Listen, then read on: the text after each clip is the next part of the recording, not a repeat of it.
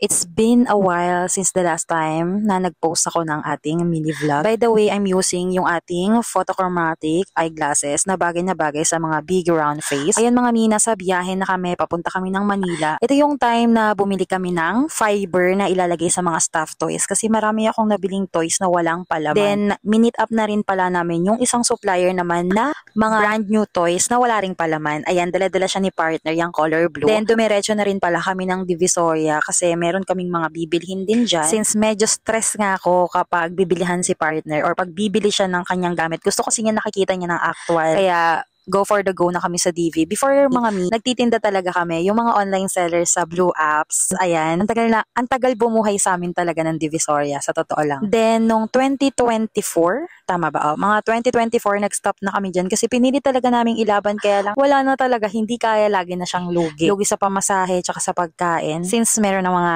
black apps, orange apps, ayan, hindi na ganun kalakas. After nyan, pinuntahan naman namin yung supplier namin ng Chekwa para makuha yung aming fiber filler. Ayan siya, sobrang daming dala-dala talaga ni partner. Siya nagbubuhat. Then, nag-help naman ako. Bali sa akin yung clear plastic. Dito nga pala kami sa Loton sumakay kasi may sakayan talaga niya na padiretso na ng Cavite. And bago kami umuwi, dumaan muna ako dun sa may CR. May CR kasi dyan sa Loton. Kung hindi gaano kaselan, pwede naman tayo dun. Meron siyang tubig na kasama. Once na nagwiwi ka, ang wiwi nila is 10 pesos. And after nyan, Diyos ko, nabuhol pa talaga yung hair ko, mga mi. And after nyan, nag-sleep na ako kasi pagod na talaga ang Mimasor.